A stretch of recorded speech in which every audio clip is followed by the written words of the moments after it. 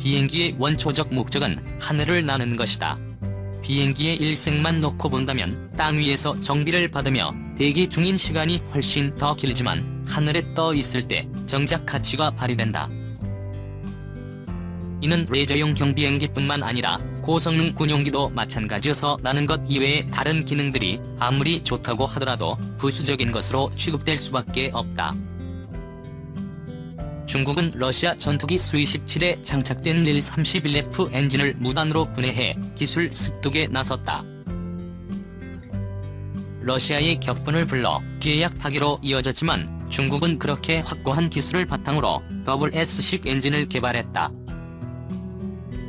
최강이라는 대포-22 전북이나 죽음의 백조라고 불리는 비비 폭격기도 땅 위에 있으면 아무런 역할도 할 수 없다. 오히려 특정 부대의 공격이라도 받는다면 속수무책으로 당할 수밖에 없는 나약한 존재가 돼버린다. 마치 날개가 꺾여 하이에나 무리 속으로 떨어진 독수리와 같은 처지라 할 수 있다. 이처럼 나라야 제 역할을 하는 비행기의 가장 중요한 부품은 두말할 필요 없이 엔진이다.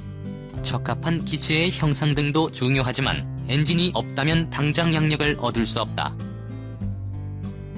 엔진을 선택할 때는 민항기는 경제적 효율성을 중시하지만 군용기는 필요한 성능을 발휘하느냐가 기준이 된다. 특히 전투기에 있어 비행소년의 대부분을 좌우하는 결정적 요소다. 4세대, 5세대 전투기들은 각종 최첨단 장비와 무장을 장착하기 때문에 이전 세대 전투기들과 비교해 기체의 크기가 커졌다. 그럼에도 불구하고 기동력 같은 비행 성능은 오히려 더 좋아졌는데 그 이유는 뛰어난 엔진 덕분이다. 최신 예기일수록 개념 구상 단계부터 특정 엔진을 염두에 두고 개발 프로젝트를 시작할 정도다. 중국 소련 도움으로 엔진 복제하며 생산. 제트 엔진은 실용화가 1930년대에 시작됐으므로 상당히 오래전에 개발된 기술이라 할 수 있다.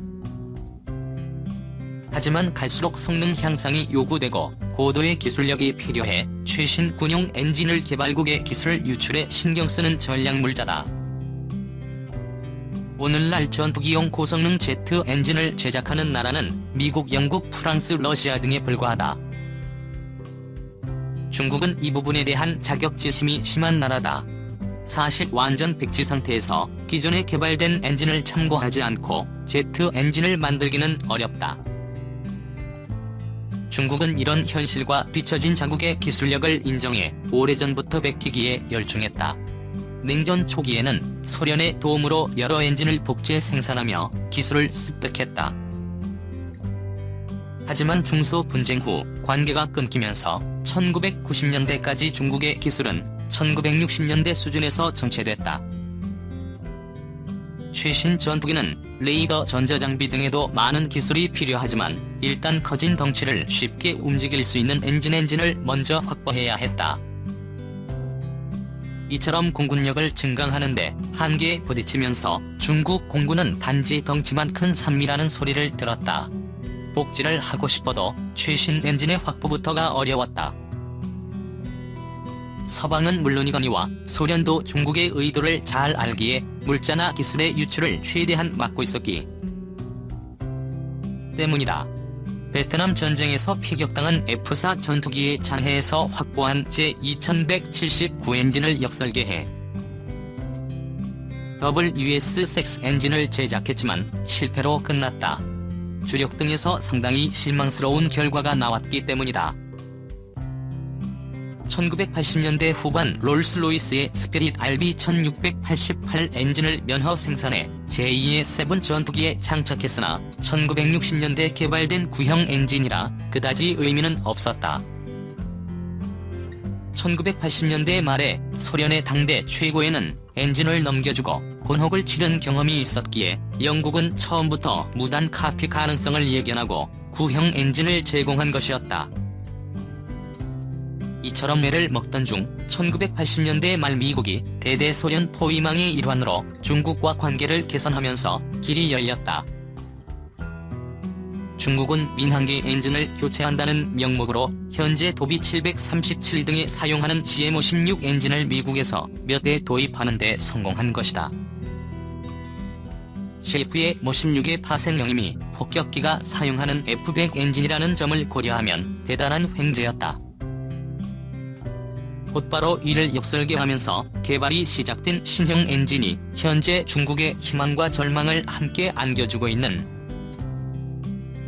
WE에서 엔진이다. WS-10이 한창 개발 중일 때 공교롭게도 소련이 붕괴했고 뒤를 이어 등장한 러시아다. 극심한 경제난을 겪는 틈을 타서 중국은 그렇게 염원하던 제4세대 전투기인 수-27을 확보할 수 있게 됐다. 최신 엔진 기술을 확보하기 위해 중국이 고육지책으로 도입하는 러시아의 전투기 수-35와 시아 엔진 봉인에 중국의 전투기 판매. 중국은 수-27에 장착된 레일 31F 엔진을 무단으로 분해해 기술 습득에 나섰다. 이는 러시아의 격분을 불러 계약 파기로 이어졌지만 그렇게 확보한 기술을 추가해 마침내 WS-10이 완성됐다. WS-10은 현재 제20회 21, 제25, 26 전투기의 심장으로 채택됐고 한창 개발 중인 차세대 스텔스 전투기인 제50에도 장착될 예정이다. 처럼 각고의 노력과 마찰도 불사하며 탄생한 WS-10은 중국 언론 매체가 기술력의 상징으로 대대적으로 선전했다. 하지만 정작 군부는 성능과 신뢰성이 상당히 문제가 많다며 사용을 꺼리는 형국이다.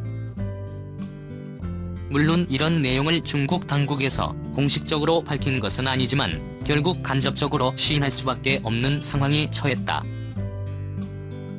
2014년 중국은 러시아로부터 24배수 35 전투기를 도입하기로 계약했고 2018년까지 인도가 완료될 예정이다. 그런데 중국의 선전대로 제21과 제26의 제 성능을 발휘한다면 수-35는 굳이 도입할 필요가 없는 전투기다. 가장 큰 이유는 강제적으로 사용을 강요하고 있지만 군익거릴 정도로 WS-10의 성능이 떨어지기 때문이다. 특히 함재기인 제15와 한창 개발 중인 제220의 경우는 WS-10으로 도저히 원하는 성능을 발휘하기 어렵다는 평가가 공공연하게 나올 정도다. 그래서 애당초 중국이 원한 것은 수-35에 장착된 최신형 레이 41F 엔진이었지만 이미 곤혹을 치른 러시아가 판매를 거부하자 어쩔 수 없이 전투기 자체를 도입하기로 계획을 변경하지만 러시아는 무단분해 파괴되도록 엔진을 봉인해 수-35를 공급 중이다. 역설계할 것이 확실하다고 예견돼 내려진 조치였다. 비단 무기뿐 아니라 중국은 거의 모든 분야에서 불법 복제를 당연시하는 인식이 만연해 있다. 과연 이런 상태로 경제가 계속 성장할 수 있을 것인지 의문스럽다. 결국 어느 순간에 이르러 한계에 봉착하지 않을까 생각된다. 중전문가인 -16 성능 소위 -30 등과 공군 주력이 될 것 중국의 첨단 전투기 -16의 성능이 러시아제 최신 전투기 수호의 -30보다 뛰어나며 향후 중국 공군의 주력 전투기가 될 것이라고 중국 군사 전문가가 전망했다. 군사 전문가 왕밍양은 10일 중국 인민망과 인터뷰에서 제-16은 제3세대 전투기 기술에 기반하고 있지만 레이더와 공격방어 능력 등 각 분야의 성능을 대폭 향상시켰다면서 이같이 내다봤다. 제-16은 중국 선양 항공기 공업 집단이 러시아제 수호의 -17을 기초로 항공전자 성능을 더욱 향상시킨 3.5세대 전투기다. 올해 초 중국이 비행 장면을 공개함으로써 이미 실전 배치돼 있다는 관측이 나온 바 있다. 왕밍양은 -16은 소위 27을 기초로 한다는 점에서 소위 -30과 공통점이 있지만 탑재 무기와 통제 시스템 등에서 소위 30의 성능을 능가한다고 말했다. 그는 제-16의 공중전 능력과 공대지 공격 능력이 매우 강하다며 미국의 F-15의 전투기와 기본 성능이 비슷한 수준이라고 평가했다. 그는 젠-16이 중국 공군의 주력 전투기로서 차세대 스텔스 전투기 젠-20과 젠-31을 보완하는 역할을 담당할 것으로 전망했다. 제3세대 전투기와 4세대 사이의 과도기적 기종인 젠-16의 대규모 작전 임무를 수행하며 당분간 주력 전투기의 역할을 하게 될 것이라고 그는 덧붙였다. 미국이 중국과 벌이고 있는 다방면의 경쟁 가운데 군사 분야는 신경전과 자존심 싸움이 유독 치열하다. 군사 분야에서 상대방의 강점과 약점을 분석하는 것은 물론 매우 중요하다. 실제 전투 현장에서는 아무리 사소한 차이나 결함이라도 목숨이 왔다 갔다 하는 결과를 초래할 수 있다는 점에서 세밀한 비교 평가가 필요한 것은 맞는다. 그러나 특정 무기를 두고 논란이 이어지고 있어 도를 넘는 호들갑으로 보이는 측면이 없지 않다. 미국에서 중국 제2120 전투기에 대한 1년 사이에 냉온탕 반응이 나오는 것은 현실보다 지나치게 과열된 분위기를 보여준다. 제2는 중국이 실제로 작전 배치한 스텔스 전투기로 알려져 있다.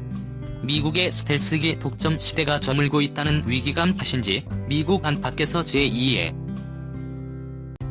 대한 관심은 상당히 높았다. 그런데 관심의 방향이 제120을 깎아내리는 쪽으로 이어진 경우가 있었다. 2019년 2월에 미국 언론은 중국의 스텔스기 제2220평을 분석해 기체에 기관총이 없다는 점을 집중적으로 부각시켰다. 미국의 안보 전문지 내셔널 인터레스트의 인터넷판은 문제점 중국의 제1이 스텔스 전투기에 기관총이 없다는 제목의 기사를 보도했다. 이 기사는 제2120 스텔스 전투기에 기관총이 없다. 중국 공군의 문제가 될 수 있다고 지적했다. 내셔널 인터레스트가 중국 공군을 걱정해서 이 문제를 거론한 것으로 보기에는 어렵다. 제2120의 결함을 드러내려는 의도가 더 크다고 보는 게 맞을 것이다. 얼마 후에 미국의 비즈니스 인사이더는 한 걸음 더 나아간 내용을 보도했다. 제목은 중국의 제2120 스텔스기는 기관총이 없다. 이는 미국 전투기와 도그파이트를 할 수 없다는 것을 보여준다였다. 도그파이트는 전투기끼리 꼬리를 물고 상대를 격추시키기 위해 벌이는 근접전을 뜻한다. 21세기 도그파이트가 공중전에서 얼마나 자주 벌어질지 다양한 의견이 나올 수 있지만 전투기들이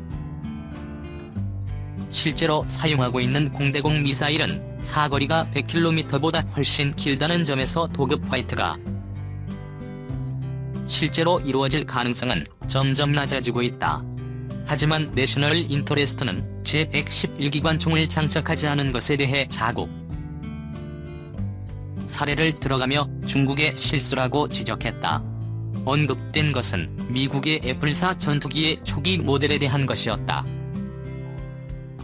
베트남전이 진행 중이던 1960년대 미국은 공중전이 미사일로 승부가 날 것을 고려해 애플사 기종의 초기 모델의 기관총을 탑재하지 않았다. 그러나 공중전에서 전투기가 장착한 미사일을 모두 사용할 수 있고 이때에는 최후의 수단으로서 기관총이 있어야 한다는 공군 조종사들의 요청이 쇄도했다.